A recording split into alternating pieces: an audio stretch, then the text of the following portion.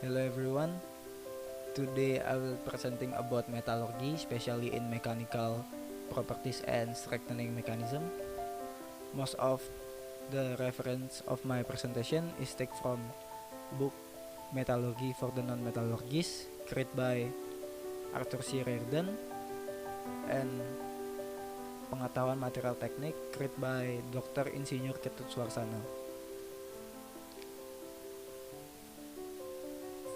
Content in my presentation, I will explain about mechanical properties, strengthening mechanism, solid solution strengthening, cold working, Dr. Wilms mystery, and other important strengthening mechanism. Okay, next, mechanical properties. There is a short list of the important type of mechanical properties.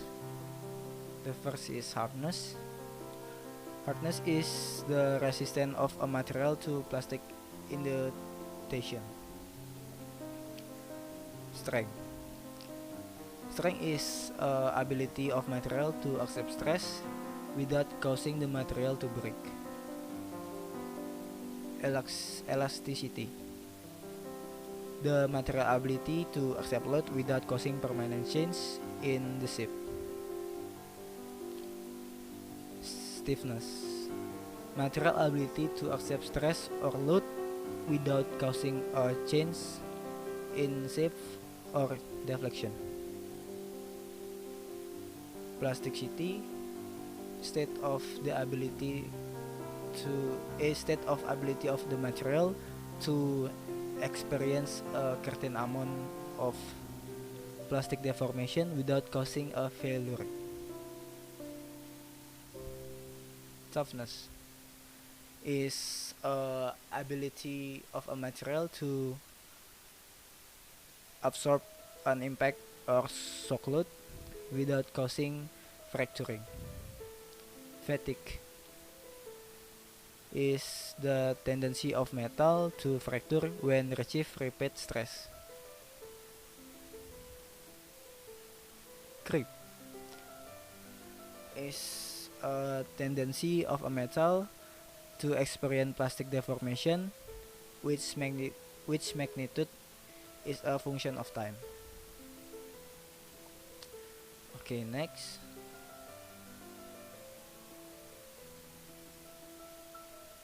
Strengthening mechanism. Strength of a material can be improved in various ways, as described in the following section. For example, a microstructure with finer grains typically result in both higher strength and superior toughness compared to the same alloy with physically larger grains. Other strengthening mechanisms are achieved at the expense of lower ductility and toughness. Okay, next. Solid solution strengthening. Solid solution strengthening is a mechanism that increases the strength of a metal through the careful addition of specific alloying elements. Then we can see from the image from the above, the insertion of substitutionally and interstitial alloying element produce a strength in the crystalline lattice of the host solvent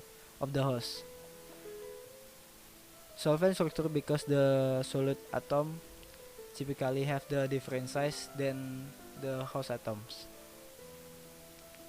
Okay, next. The effect of the size of grains. As the average grain size decrease, the metals become stronger, and as the grain size increase, the opposite effect on strength occurs. Grain refinement provides an important means to improve not only the strength but also ductility and toughness. Many other strengthening mechanisms are achieved at the expense of ductility and toughness. Okay, next, cold working. Heavy cold working can also lead to a preference orientation or texture, which the grains become oriented along certain crystallographic in preferred manner with respect to the direction of the applet stress.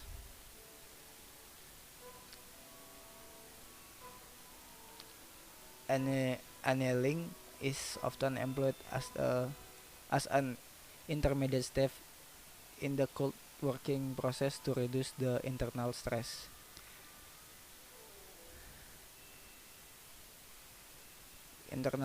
In material and increase the ductility so that can undergo further cold working without the risk of producing crack. There are three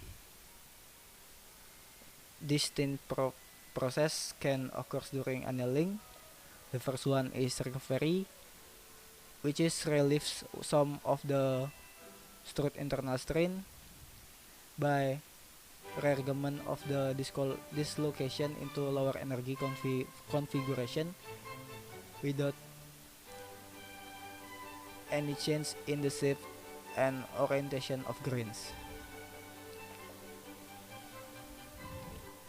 The second is recrystallization, which is the replacement of the badly deformed cold grains by new strength-free grains. And the third is grain growth, which occurs when the sum of recrystallized grains grow at the expense of the recrystallized grains. Okay, next.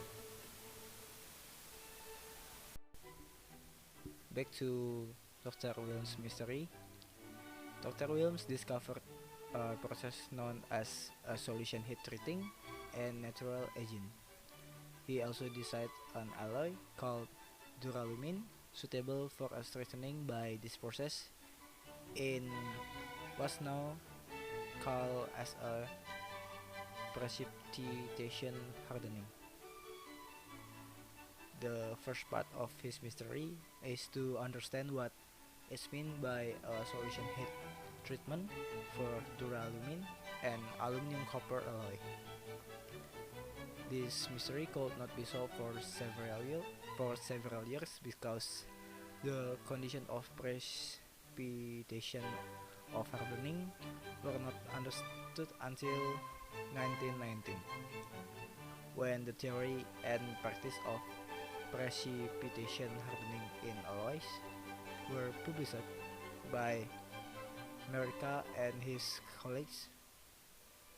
This opened an era of the phase diagram and alloy development and the commercial application of many edge hardener alloys.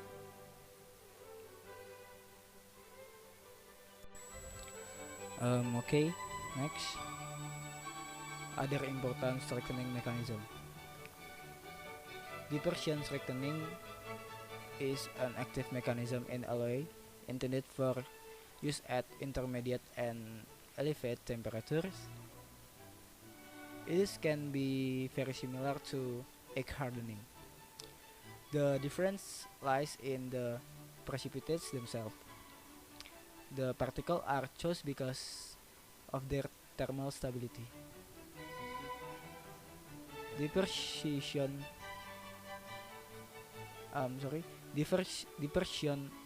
strength alloys are usual tools that contain a dispersion of particle with extreme low solubilities and diffusion rates in metal.